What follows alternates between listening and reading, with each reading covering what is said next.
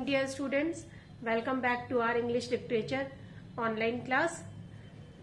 So children, today we are going to study a new poem. The name of the poem is Great, Wide, Beautiful, Wonderful World by W.B. Yeats.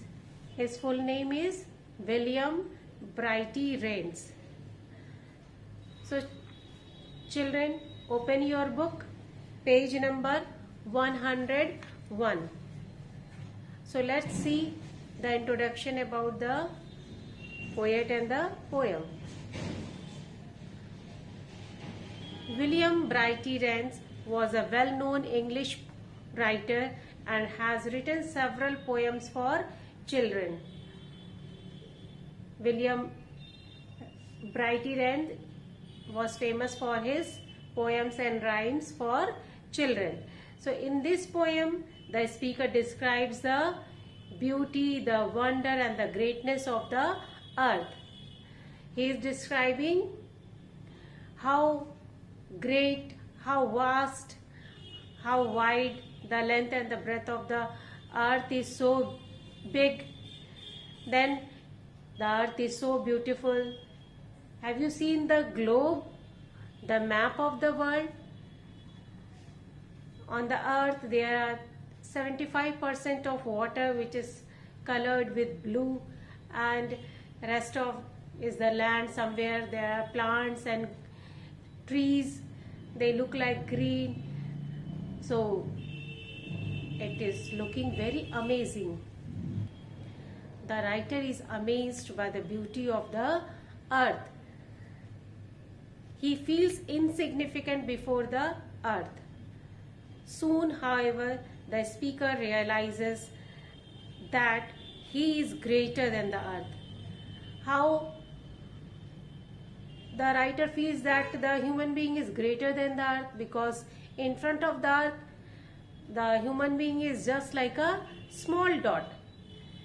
We are so small in front of the huge earth, because earth is a non-living thing, and human being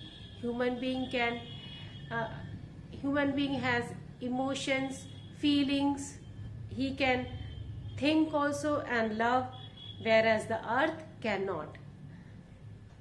So in this poem, let's recite the poem, learn the correct pronunciation of the poem, and then understand it more better.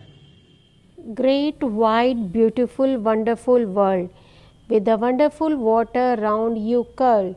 The poet begins the poem with lots of describing words like great, wide, beautiful and wonderful. To tell about the world, he also refers to the wonderful water bodies that surround it, which makes the earth appear even more beautiful. It means the water in seas, oceans that curls around the earth adds beauty to it. The earth looks more beautiful with the water that curls around it. And the wonderful grass upon your breast, world, you are beautifully dressed. The poet personifies the world and says, the world with the green grass on it chest appear to be beautifully dressed. Now moving on to the next stanza. The wonderful air is over me, and the wonderful wind is shaking the tree. In these lines, the poet talks about air. Air is something that is around us. Wind is air in motion. Here, me refers to the poet himself. The poet enjoys himself when air passes over him. He also describes the wind by calling it wonderful. Due to wind, the tree is shaking and the leaves are moving. It's a beautiful sight for anyone to watch. It walks on the water and whirls the mills and talks to itself on the tops of the hills. In these lines, the poet speaks about the other activities of the wonderful wind. The wonderful wind creates small waves when it gently passes over the water. It turns the wind mills with its power. It appears to talk to itself at the top of the hill. When it reaches the hilltop, it means it gently breezes over the tops of the hills. Now, children, turn the page and let's move to the third stanza. You friendly earth, how far do you go? With the wheat fields that nod and the river that flows. With the wheat, here once again the poet personifies the earth and calls it friendly earth. He wonders how far the earth goes with the wheat fields that spread around and the rivers that keep flowing along, the wheat plants that moves back and forth, and the breeze appears to be nodding. The above lines conveys that the earth is huge and seems to be going on and on. With cities and gardens and cliffs and isles and people upon you for thousands of miles. The poet calls the earth friendly earth as it supports life by holding many things on it like cities, gardens, cliffs, small islands and people who live across thousands of miles. The poet is trying to convey that lots of people live all around the world, stretching miles and miles upon it. Here the poet wonders how far the earth spreads. Now coming to the last stanza. In the last stanza, the mood of the speaker changes. Ah, you are so great and I am so small. I tremble to think of you, world at all. In the last stanza, the tone of the poem turns sad as the poet compares himself with the wild world and feels extremely small in front of the mighty earth. The very thought makes him tremble. He compares the size of his with that of the entire world, which obviously make anyone to shake with fear. And yet when I said my prayers today, a whisper inside me seemed to say, the feeling did not last long, as the feeling is hard to bear it.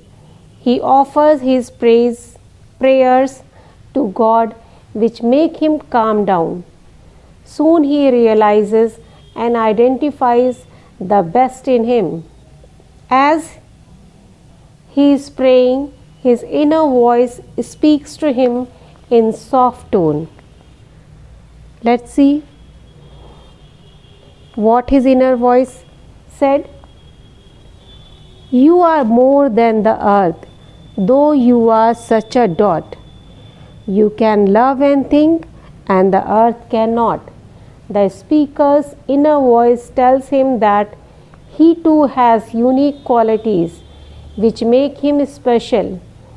In the concluding lines of the poem, the speaker understands, however vast our beautiful earth might be, the earth can never have the emotions and the feelings of a human being. The speaker realizes that the power to think, feel, love makes a man superior to the earth.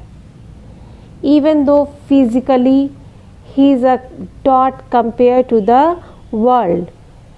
No doubt the earth supports life, so does the man. Endless things which a man can do, which the earth cannot. Thus, a man's ability to think and love makes him more valuable than the earth. The poem is not just about the wonderful world, it's also about the wonderful creation. What is the wonderful creation? That is man, human being. Let me conclude the poem by saying every creation is unique in its own way. So, children, hope you have understood the poem.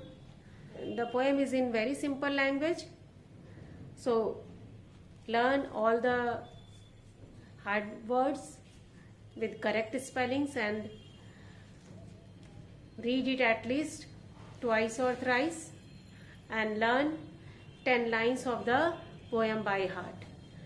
And then you will get PDF of the question answers and exercises. Write it down in your notebook and learn it, prepare it well for the exam. Thank you.